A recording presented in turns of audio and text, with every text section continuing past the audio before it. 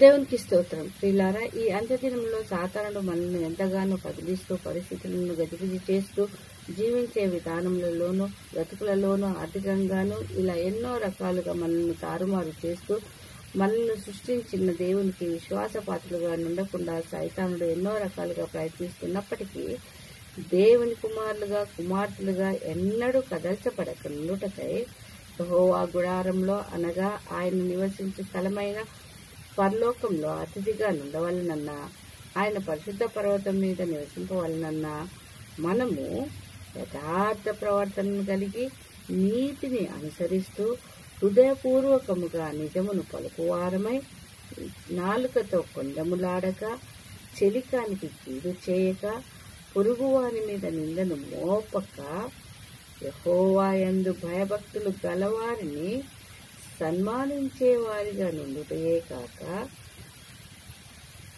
వారి దృష్టిలో నీచులు అసహ్యులుగా ఉంటారు. వారు ప్రమాణము చేయగా నష్టము కలిగినను మాట తప్పకయు, తమ ద్రవ్యమును వడ్డీకి ఇయ్యకయు, మరియు నిరపరాధులను చెరుపుటకై లంచము పుచ్చుకొనకయు ఉంటారు.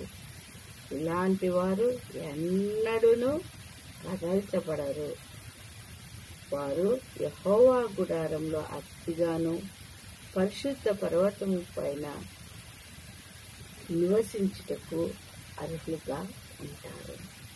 కాబట్టి ఆ విధంగా మనము ఎన్నడూ మన విశ్వాసంలో కదల్చబడక దేవుని గుడారంలో అతిథులుగాను పరిశుద్ధ పర్వతం పైన నివసించేవారుగా నుండుటకై దేవుడు తన పరిశుద్ధాత్మ తోడును సహాయాన్ని మనందరికీ దయచేసి మనల్ని నడిపించును గాక. ఈ కొద్ది వాక్యమును దేవుడు దీవించును గాక. ఆమేన్, ఆమేన్, ఆమేన్.